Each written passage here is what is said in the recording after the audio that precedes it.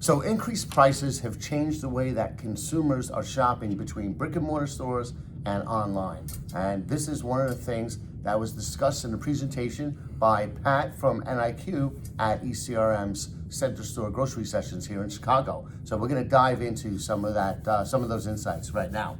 So Pat, how are consumers changing their mix of in-store versus online shopping? Yeah, I think consumers have become a lot more choiceful, which has changed how they're shopping and the composition of their trips. You know, we're seeing in stores specifically, a lot of those big bulk up trips are declining, where a lot of that has been shifting to online, where we're actually seeing growth in those types of trips where it's 12 items or more in a basket, increase primarily due to some of the demographic shifts in Gen Z and millennials, but also things like TikTok Shop coming up and being exposed to that quality, those innovative brands.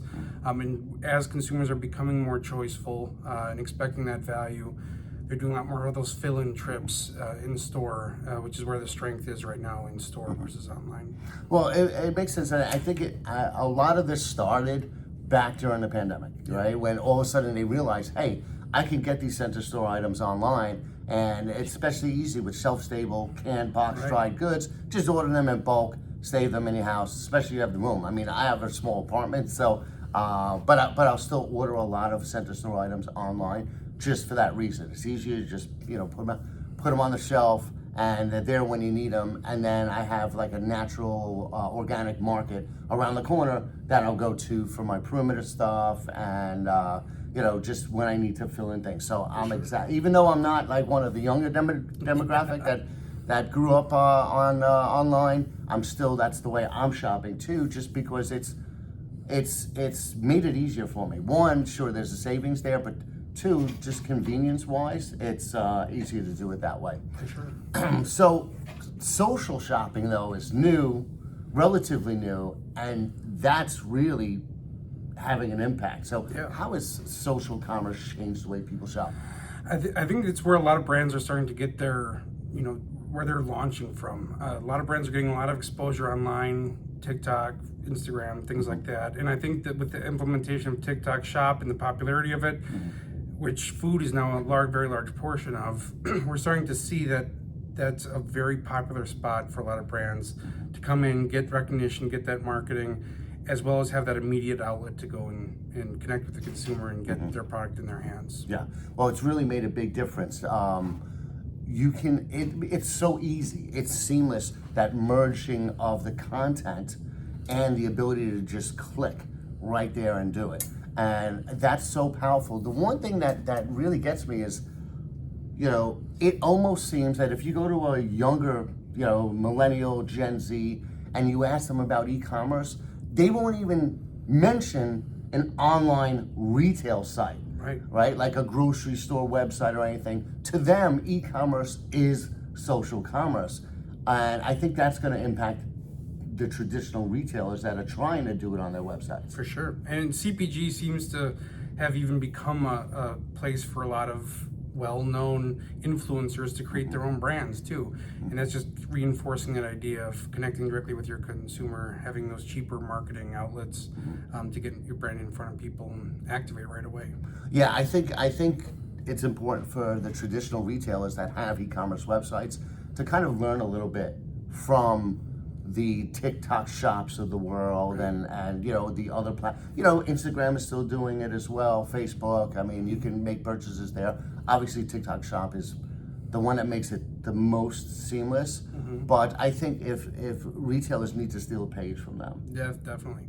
Blend that kind of content, those influencers, and tie it into their websites.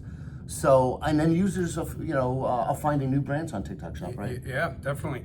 I think there's, even just scrolling through anything that I look at on my own social media, constantly running into new brands and new categories, new innovative flavors. There's a lot of innovation taking place online, and it's being highlighted there, which is piquing consumers' interest and getting them to activate. Yeah, interesting story with when TikTok Shop shut down for those 12 hours or whatever. When it came back on, and within an hour of it going back online, I clicked in, and the first thing that hit me was an influencer talking about a promotion for dude wipes. Right.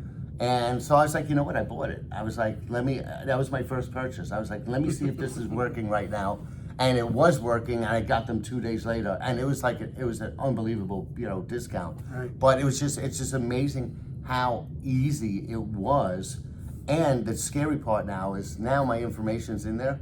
So it's gonna be even easier to make that next purchase. Right. So I have to be careful. But yeah, brick and mortar guys that have e-commerce sites, study what's happening on TikTok Shop. There's a lot to learn, and if you can incorporate that kind of interest-based content into your e-commerce platforms in some way, you maybe capture some of that traffic. So And I think one last piece too, obviously when we think of TikTok Shop, we think of health and beauty products, even like dude wipes, but food is becoming a force on there as well. It's one of the largest categories and growing pretty quickly.